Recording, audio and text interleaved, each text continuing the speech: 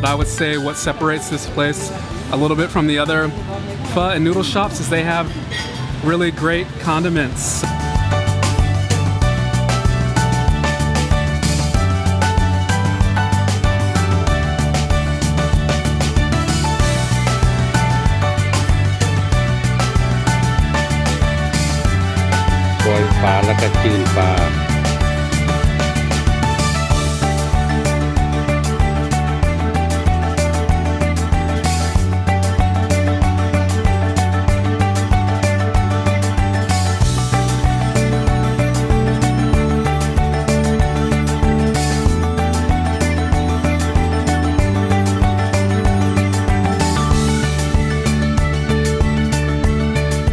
We got these beautiful chunks of fish.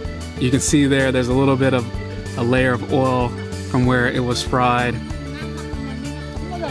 Just comes right off of the bone. A little bit of a crunch to it from the skin. It's been a great day. I hope you enjoyed this video. Make sure you leave me your questions, anything you want to know about Laos. Check out the blog for some more tips and suggestions about what to do. And I'll be back with another video later. Thanks for watching. Happy eating. Peace.